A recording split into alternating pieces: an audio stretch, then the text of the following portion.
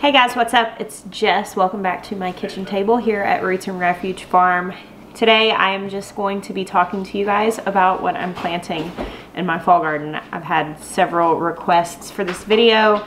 To be honest, I don't ever really know 100% what's going to end up in my garden at planting time until it's actually planted, because I pretty much live under the delusion that I can in fact grow all the things when I can't, and usually it's just running out of space that kind of drives home the reality of the situation.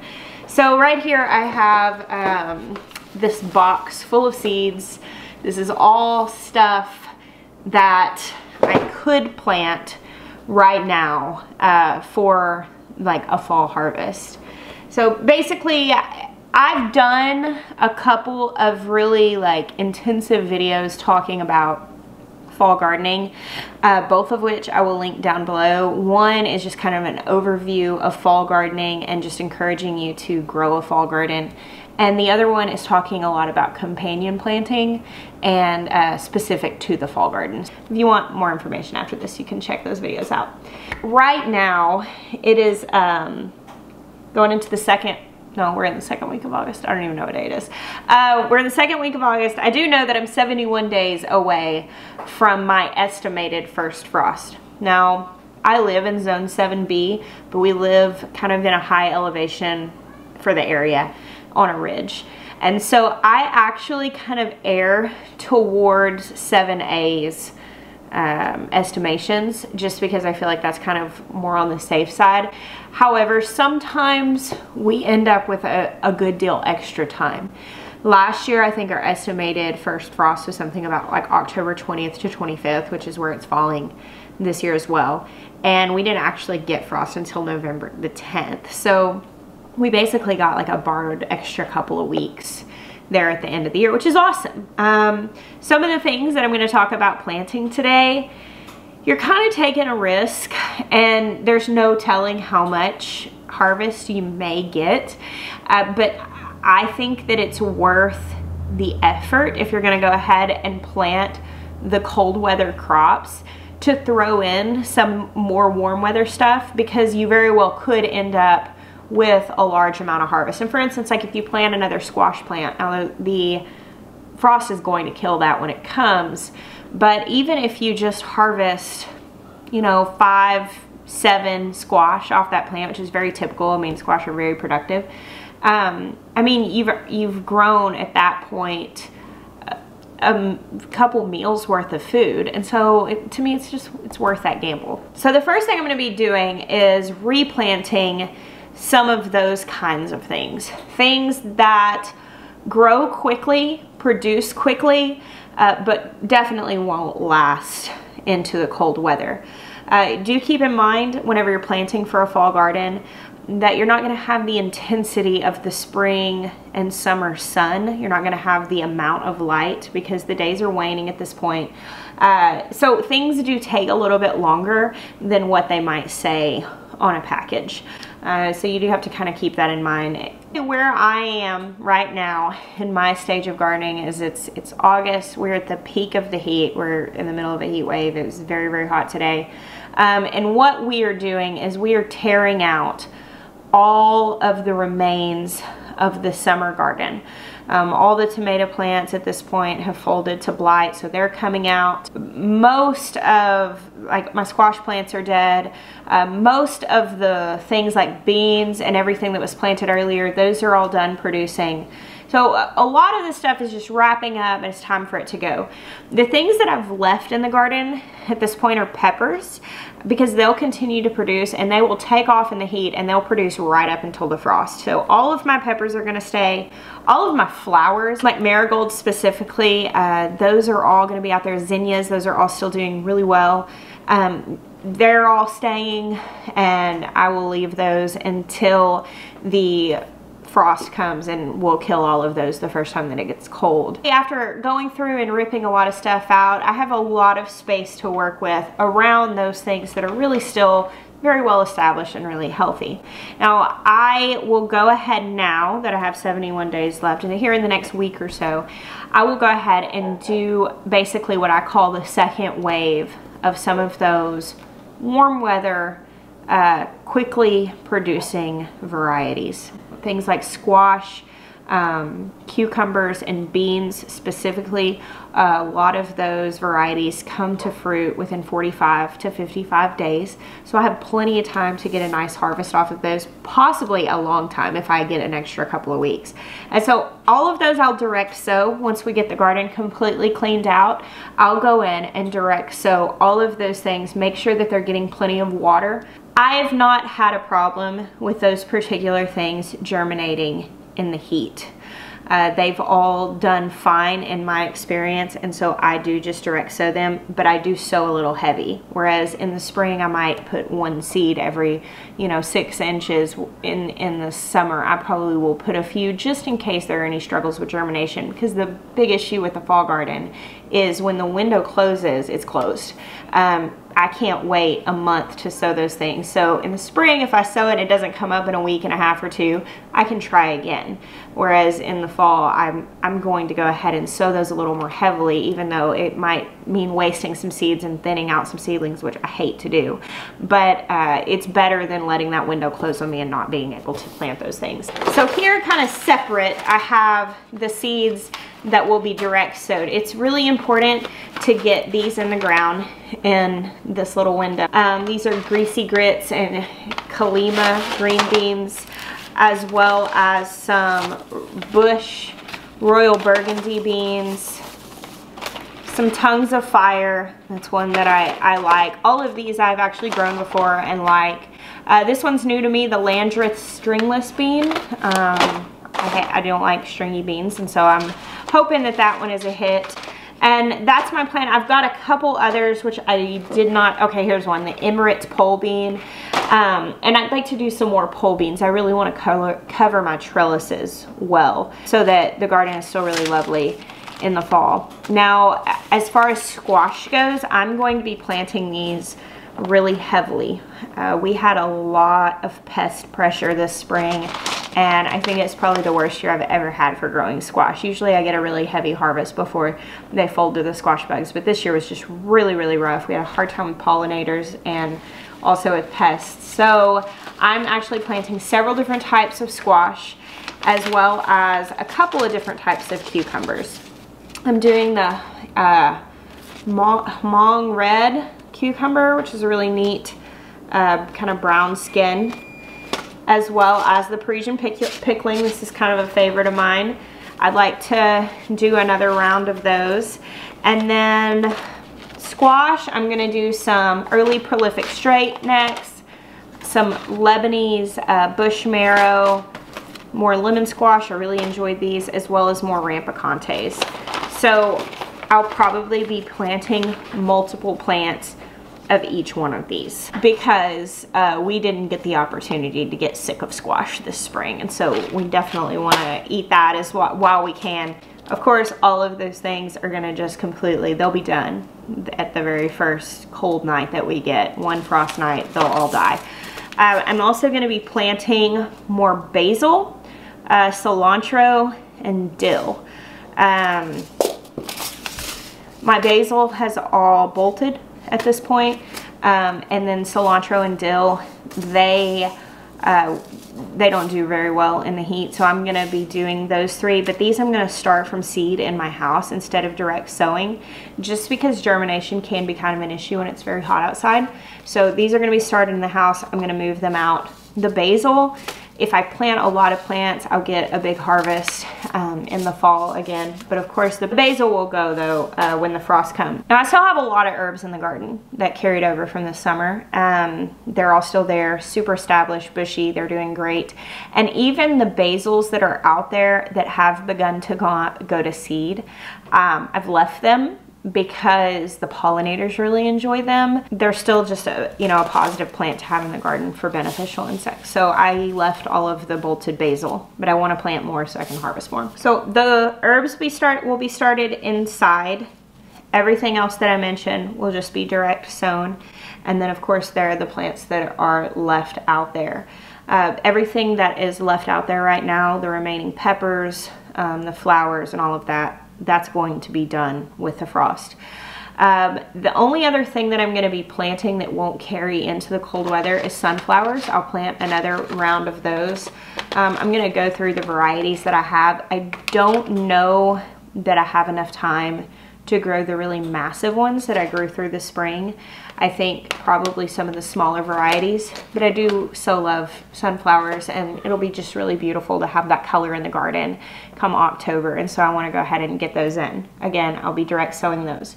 I will also be direct sowing some sweet alyssum as well as calendula. Calendula can withstand a frost, so it's definitely a good plant to go ahead and sow in the mid to late summer. That can grow and become established, and it won't die as soon as it gets cold.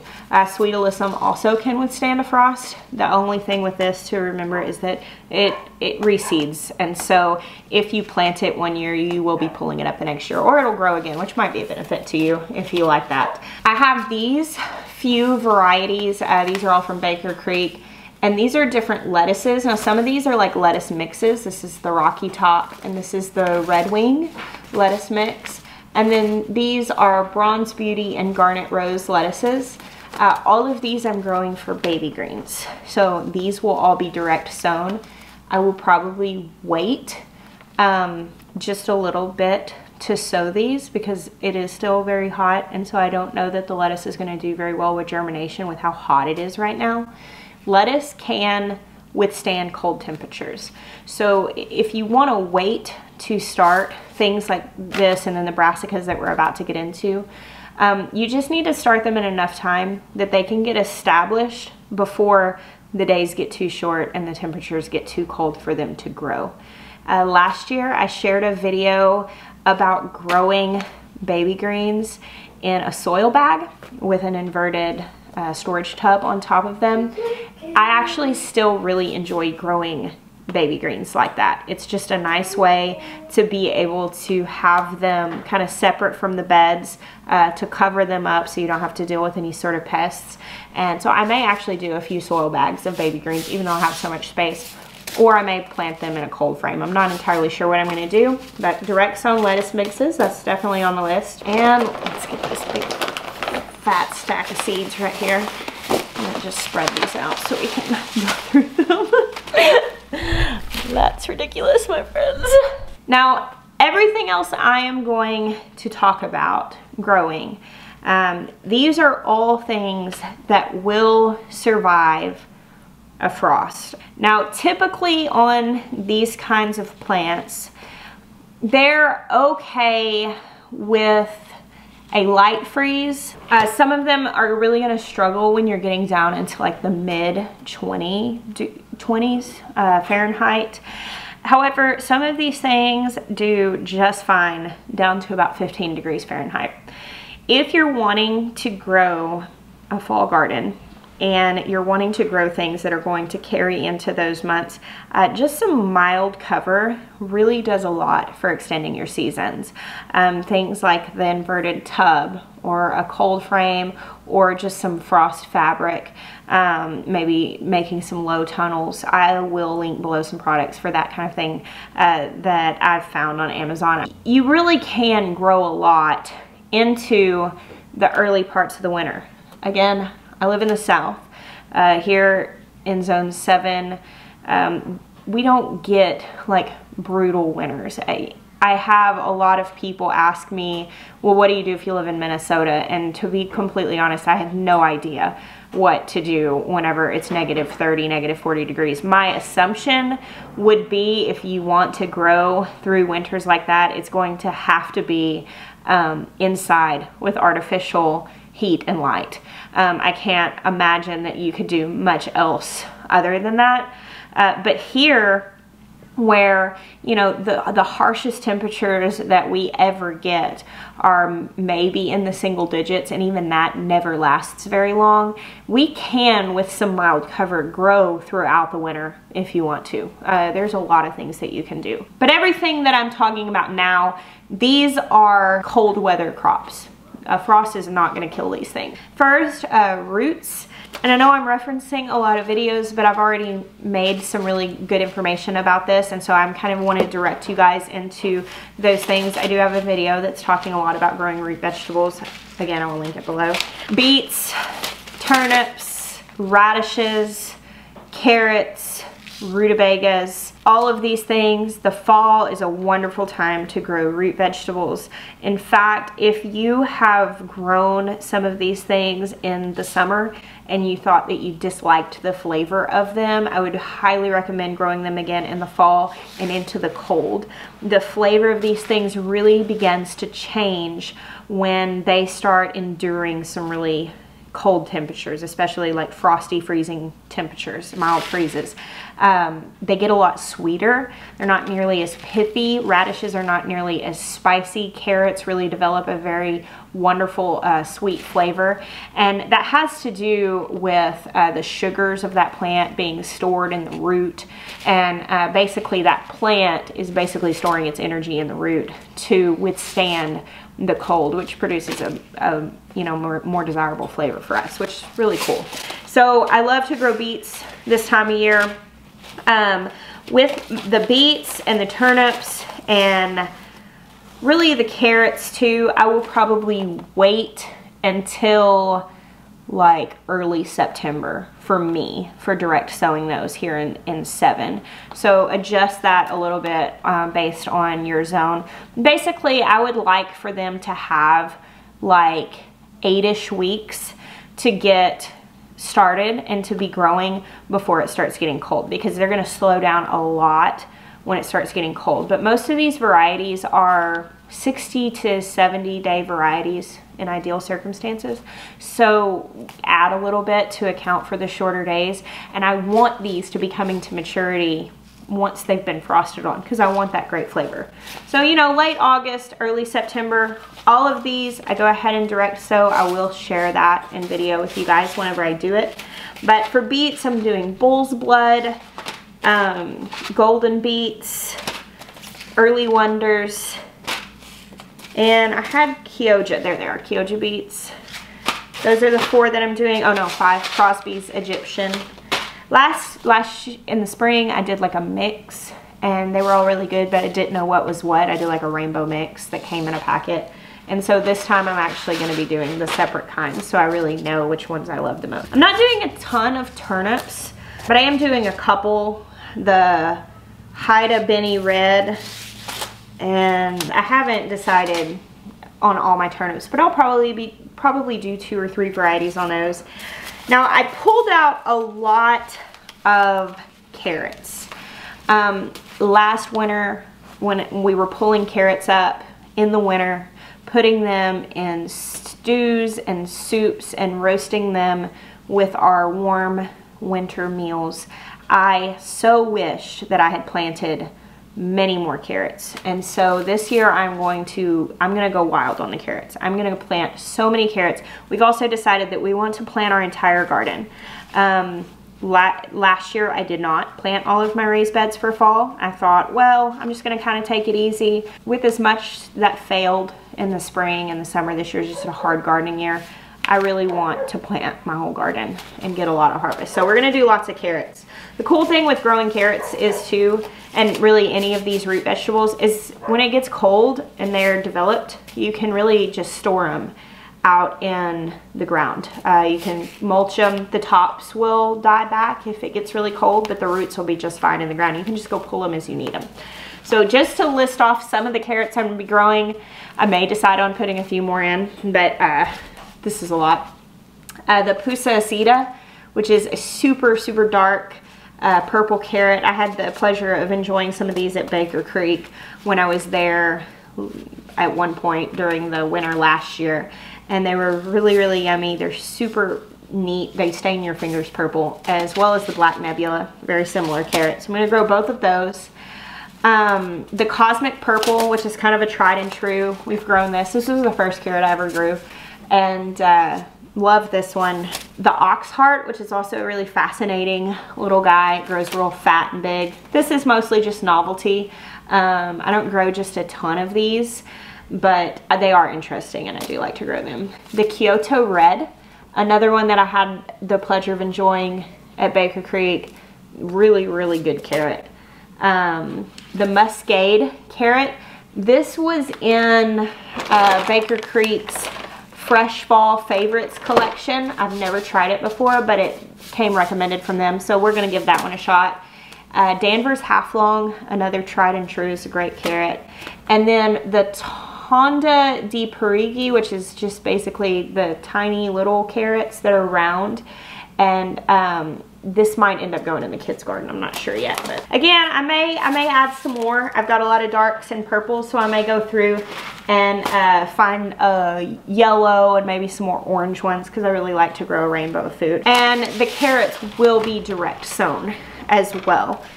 I think I said that. Next, radishes. I have jokingly called myself a radish pusher before. I love to encourage people to grow radishes. I've found them to be very simple to grow in the, you know, whenever you grow them during the right times of year. I don't even try in the summer, but early spring and in the fall, they do very well. And I love radishes. I love to roast them. I like to eat them raw. And I like to grow just a rainbow of radishes. When they are coming in steadily, we roast them and eat them with our dinner multiple times a week, and we really like them. So I've got a lot here. Some of these I am growing specifically to try. I've never tried them before. Some of the really neat colorful ones I'm going to pickle. I've done pickled radishes and I really liked those. I don't do a ton of them because my family doesn't really eat them.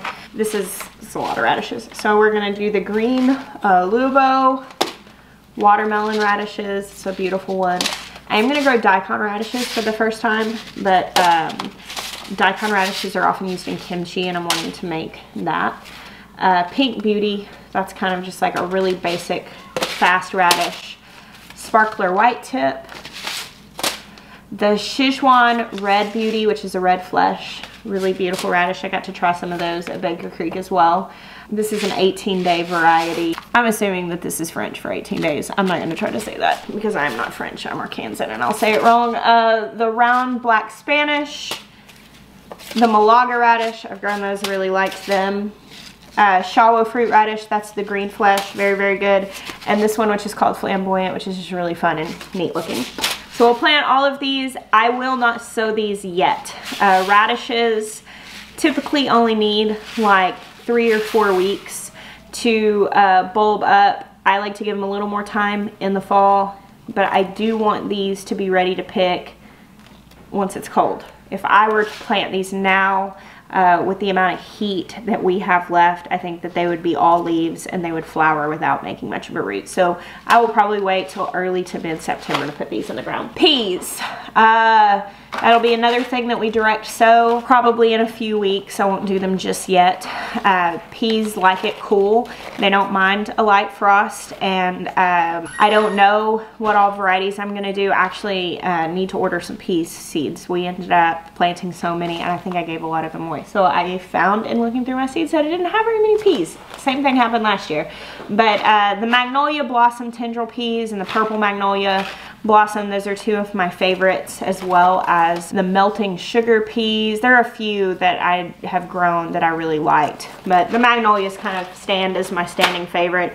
We'll do a few varieties. My kids love to eat peas out of the garden, and so we usually get a great fall harvest on those. Okay, so the rest of these seeds are brassicas. All of these I will be starting inside tonight, tomorrow, just in the next couple of days. I am a little late on these. Ideally, I would have started these inside from seed a couple of weeks ago, 2-3 weeks ago. But I am hoping that because I'm going to be starting them in very ideal conditions in my basement with grow lights, I think that they will germinate quickly. I think that they will grow quickly. And then I am going to be doing some floating row covers, low tunnel type things over my garden beds and some cold frames. So I think that with the circumstances that I will still get a pretty good harvest off of these things. And I am going to go ahead and start them because, like I said, I like the gamble. It's worth a try for me. If they fail, they fail. Some of these things I will get to harvest anyway, even if they don't get really big, but we'll go through these. The Brassica family, frost hardy, just across the board. They all do fine into the frost. The things that I'm really not sure, the one I'm most concerned about not having enough time is Brussels sprouts. They take a good long while. So I'm gonna start these from seeds, but this will probably be one that I go find some starts. If you're looking to buy started plants, local nurseries are your best bet. Big box stores, they get tons of starts in the spring, but a lot of times they do not get starts for the fall. So if you're looking for started fall crops, you can go to local nurseries for the most options. And I'm hoping to find some Brussels sprouts already started here soon. Once we get the garden cleaned out, I'm going to go look for some. But I'm also going to start these just in case the Long Island improved. I'm going to be starting this Purple Lady Bok Choy. This is super good. I've had some of this out of Baker Creek's greenhouse as well. I brought some home last time I was up there. Chard, actually not a brassica. I said that they were all brassicas, but chard is not. I love chard though, and it is lovely to grow. It does really well until it gets really cold, and I find the flavor a lot more appealing once it's been frosted on a little bit. Kohlrabi, this is something that I'll be growing into the cold. This cabbage, Coeur de Beau, this is one that I grew last year through the winter, and it did really well. It's a really interesting shape. It's this Oxheart shape. I really liked it. This was one I said last year I would grow again. The Tete Noir cabbage, it's a pretty purple. Here I've got a couple of cauliflowers, green Macerata and purple of Sicily. I'm gonna do both those. This is Nero de Toscana cabbage, also known as dinosaur kale. This is one of my favorites, definitely a good one to grow through the cold weather. I love kale that has gotten cold. I like kale anyway, but whenever people come to my house and it's winter and I've got kale growing in the garden, I'm always like ripping pieces off saying, you gotta taste this. It is so sweet and just completely different than what you grow in the warm weather. So I grow a lot of different kinds of kale, and we saute it. We put it through the juicer. That's how we use a lot of our kale. And then we make kale chips. My kids can eat their weight in kale chips, so I grow a lot of that. The dinosaur kale, as well as Ragged Jack. This was, I think, our favorite one last year was the Ragged Jack. It was so, so sweet. The Red Ursa kale was really good. Scarlet, I had that one in the garden this fall. And then one of my favorites, it's just my long-standing favorite, is the blue curled Scotch. This is just like the most common kale, and I really, really like it. So I always grow that. So 5 different kinds of kales going in. Now you can grow kale as baby greens as well. If you plant it really close together, it just won't get very big, and you can harvest it young like you would when you grow lettuce that way. But just like any of these things, if you give them ample space, they're going to get big and grow larger leaves. Your lettuce is going to head up if it's a heading type of lettuce. But if you grow it really close together, you're just going to get small leaves. So just depending on how you're wanting to use it, that's going to depend on how you start this or direct sow it. Like if I wanted baby greens out of that kale, I would probably just direct sow it closely together. But I'm wanting these to grow into large leaves, and so I'm going to start these in individual containers so that I can then plant them spaced out and you know, and get them to a good size of maturity before the weather and the lack of sun slows them down. Here's another cabbage that I thought was really interesting. I'm probably gonna say it wrong. Violaceo di Verona. It's got just some really pretty ribbing and different color. Again, starting that inside. Collards, definitely gonna do collards. Collards are very, very forgiving of very cold weather. I think they probably withstood the cold better than anything in my garden. Last year I didn't cover anything. We had a really mild winter, but most of my stuff withstood a lot of cold, but the collards, they did better than anything else.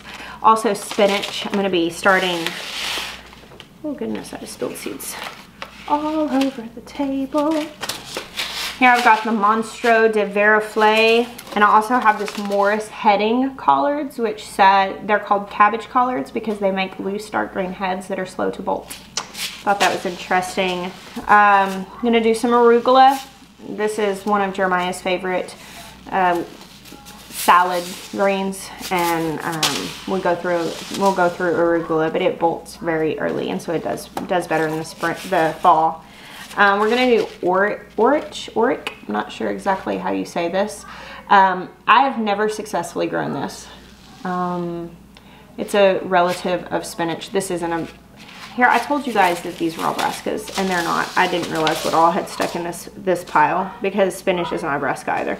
But you know, don't listen to me, I don't know what I'm talking about. Oric. Maybe I'll get it to grow this time.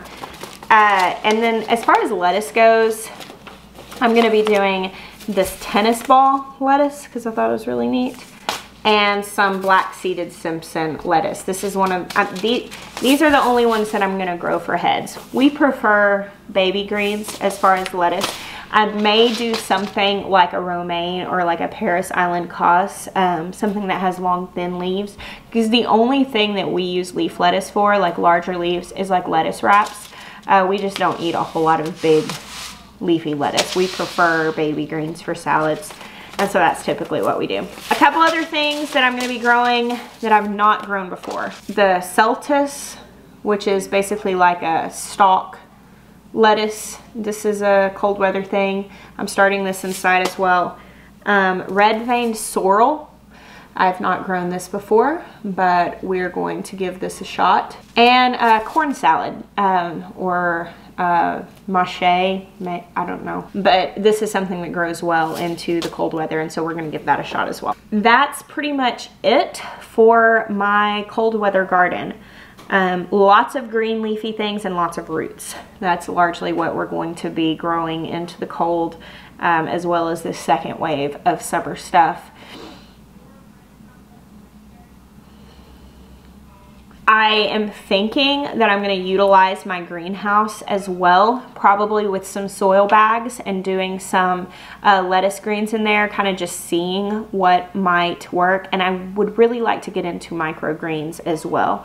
But as you can see, we're going to have lots of green leafy things, which is good because there's a lot of meals that you can make around that, and just keeping your diet fresh. It's good to have an excess of those things. Like I said, this plan is subject to change depending on space, or if I just come across anything else that I must have, but this is kind of like my general idea of what I'd like to do. And we're going to starting the seeds here in the next few days, and start some direct sowing in about a week.